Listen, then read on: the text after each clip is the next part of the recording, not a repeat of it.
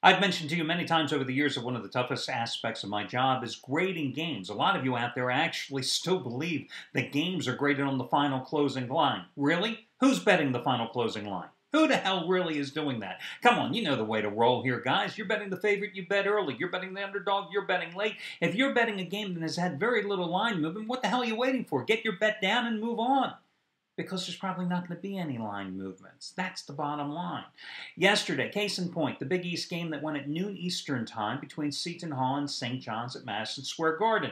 Now, I happen to use, when it comes to grading games, what I consider the most reputable and biggest offshore sports book. Now, I'm not going to name that sports book because it's not my job here to recommend one. It's not my job to point you in one direction or another. I will always have said to you and will always maintain that I believe that you've got to have at least two sports books in order to check prices. I would personally have three. And of course, what you're looking for is somebody that you know is going to pay up when you win, someone that you feel comfortable in playing at their site. I would tell you the same thing if you were in Vegas. Guys, you just can't walk into the Palms every day. You got to check the Wynn. You got to check the South Point. You know, you got to check around up and down the Strip and downtown because the lines are all over the place. I mean, my God, I remember when I first started betting, I was working in Philadelphia. I had some former employee guys that I used to work with that were working in Atlanta, and another guy I used to work with that was working in Florida. Every Saturday and Sunday morning, we're calling our local bookmakers, running lines, and then wagering among them because we were finding easily a half point to a point and a half deviation. Same thing goes nowadays, depending on where you're playing. You're always looking to edge the odds in your favor, so you like that half point to point deviation sometimes. But back to the St. John's Seton Hall game. Based on this particular sports book that I always use for my particular numbers, that game moved from 4 to 4.5 at 1:30 in the morning Eastern time on Sunday morning. And it stayed at 4.5 until about 15 to 20 minutes before tip-off. It went at noon Eastern time when it dropped to 4. That's why Trace Adams got the win yesterday with Seton Hall, because I felt the overwhelming majority of customers out there got the win at 4.5 on that particular game. So that's the way it was graded yesterday. But again, it is always a very difficult, inexact science to do so. And as you know, I'm extremely cautious, and I saddle more handicappers with losses than they are particularly happy with. But to hell with them. I run the company. I can do whatever I want. So, hey guys, Al DeMarco here, and this is going to be your Monday video report. And speaking of Trace Adams, by the way, today going for winning day number 9 out of 10. And over the past 9 days, $1 bettors have won $8,650. Thanks to that 1,500 star raise the bar winner number 4 in a row on Seton Hall yesterday. 4-0 sweep with those plays the past 2 weekends combined. But first, today, I want to go right and talk about Chris Jordan, the winningest handicapper at this site. All sports included, wins, losses, and the big factored in is Chris Jordan. Because over the past 6 years, no matter the sport, every single day, $1 bettors following his advice have won, let me just look up the exact number, $14,202. $14,202. Not too shabby. Since last Tuesday, he has won 5 out of 6 100-star basketball releases, including a 2-0 sweep in the NBA. Today, his biggest NBA play of the season, his 600-star blowout of the year. It's Golden State and Toronto. Now, it's a virtual pick'em game.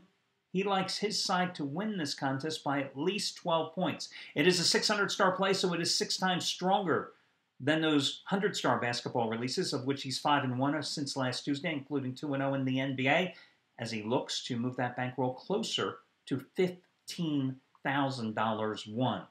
One other handicapper here, Craig Davis, going for winning day number 8 out of 11. After scoring with that monster 50-dimer on Sacramento State on Saturday, he was unable to deliver yesterday, but still, over the past 9 weeks, $10 bettors have won $3,835, and today he has a 30-dime absolute blowout going.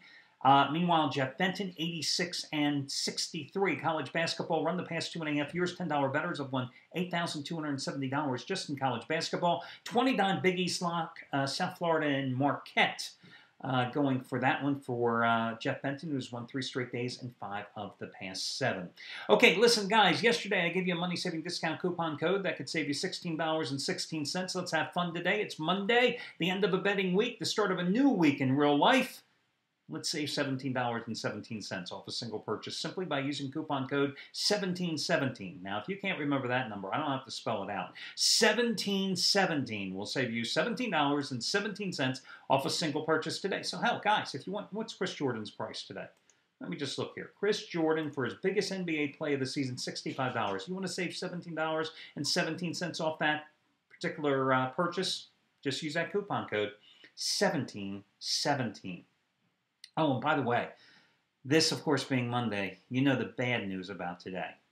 Probably the weather where you're living, but still, the bad news today, the orgy, the nonstop hype involving the Super Bowl, it has begun. I mean, you're seeing every damn show that's affiliated with CBS being broadcast from New Orleans like we care. I mean, oh my God. Can I just tell you guys one thing? If you know who you like in the Super Bowl, bet it today. Don't wait. That's the bottom line. If you know who you like, go ahead and get in there. And also, I'll tell you the same thing on Sunday. Keep this in mind. It may be the biggest game of the NFL season for these two teams, but it should not be your biggest bet unless you love the game more than life itself. It's just another game. Just always remember it. It's just another game. Because what happens come Super Bowl time, there are three types of gamblers. There are those that have been betting all throughout the season. They've won some, they've lost some. Maybe they're in between. They're going to bet the game no matter what. No problem. There is the gambler who was buried early in the season, and now he's going to come back and try to get it all back with one big Super Bowl best bet. Big trouble 9 times out of 10. Not the good type of gambler to be. And then there's the casual gambler who, hey, it's a Super Bowl. It's like the Kentucky Derby. I got to watch it on TV. I got to bet the Super Bowl. Also, not exactly the wisest type of investor when it comes from a gambling viewpoint. For your free pick tonight, guys, I'm going to go with the Memphis Grizzlies in revenge at Philadelphia. The Grizzlies are laying, let me just check here, 3.5 points in this game. Grizzlies certainly did not play well, losing to New Orleans yesterday, a game in which they shot like 37% from the field, lost their starting point guard Mike Conley to a sprained ankle early in the contest. Now, Lionel Hollins, their head coach, says that Conley should play tonight. I like them in revenge here, however, against Philadelphia. Now, Philadelphia went to Memphis about a month ago and, I mean, absolutely destroyed them. But, you know, they got some unlikely contributions. Darrell Wright was put in the starting lineup. He came in with a season-high 26 points. Spencer Hawes came in with 20 points off the bench, 46 points from two guys that haven't been contributing all season. You think that's going to be a repeat performance tonight? Plus, Doug Collins just made a change in his starting lineup. He inserted Nick Young at shooting guard in place of the injured Jason Richardson.